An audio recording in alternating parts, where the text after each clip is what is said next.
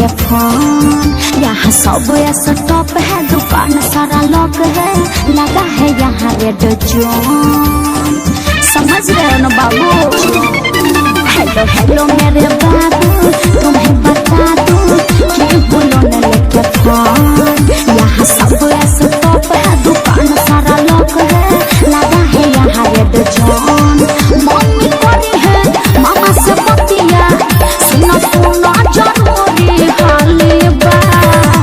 Hello बाबू, recharge कर दो ना, मेरा पैक खत्म हो गया है। एक काम करो ना बाबू, जियो का 399 मार दो ना बाबू प्लीज। गे तोहर के इतना रिचार्ज खत्म हो खलोगे? यहाँ पर पैसा के गाछ है, नोट छपाई थे का कि तोरा के रिचार्ज पर रिचार्ज करवाइत रहते लोग। आ तोरा जब कुछ घटल ना तब तू फोन करेलिस। प्यार मोहब्बत के कहियो आज तक ले बात कैले जी है बारे ता रख के फोन चमकांदी रे बड़ी काम तोहर खाली जाली बा, फोन पेटीएम खाली बा। रे बड़ी काम तोहर खाली जाली बा, लॉकडाउन में पेटीएम खाली बा।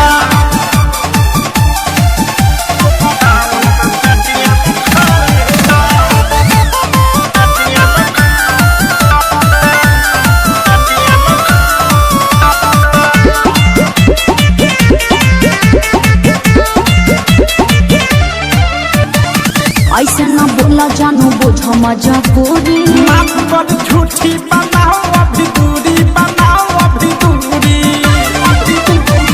ऐसे न बोला जानू, बुझो मजबूरी। माफ कर झूठी बनाओ अभी दूरी, बनाओ अभी दूरी।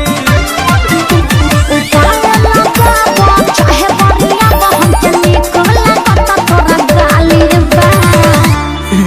तू हमरा के भूलियावत, हम भूलियाए वाला नहीं खी लागत कि तोहरा चक्कर में हमारा कोठी में के धइल धान गेहूं बेचे के पड़ी। अरे रा फोन तोरी मां का प्रणाम करू। प्लीज बाबू, मेरे बारे में ऐसा मत सोचो बाबू, कर दो ना। और सुनो ना, थोड़ा साथ में नेट पैक भी डाल देना, ओके? रे बड़ी काम तोहर खाली जाली बा, अभी तक फोन पेटीएम खाली बा। रे बड़ी काम तोहर खाली जाली बा, लॉकडाउन में पेटीएम खाली बा। अच्छा तब जाने लगता।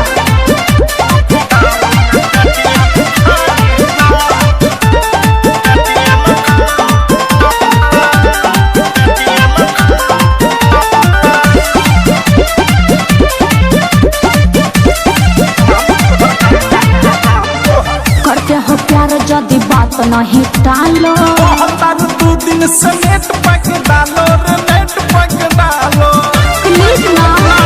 करते हो प्यार यदि बात नहीं टालो, दू दिन से नेट पैक डालो रे, नेट पैक डालो। प्रिया मध्यस हो पूरा पानी गैस, प्रिया सोनू राग का दलाली बा। बाबू मेरे सोना प्लीज रिक्वेस्ट कर रही हूँ, कर दो ना बाबू प्लीज, रिचार्ज कर दो ना बाबू। लागत कि तोहरा चक्कर में अब हमारा भिखारी बने के पड़ी। एगो तो लॉकडाउन में देखत रहू कि 1 महीना से फाटल जमा पहला बनी, तोहरा के रिचार्ज कहाँ से करी रे? रख फोन, दिमाग मत चाट हमार। रे बड़ी काम तोहर खाली जाली बा, अभी तक फोन पेटीएम खाली बा।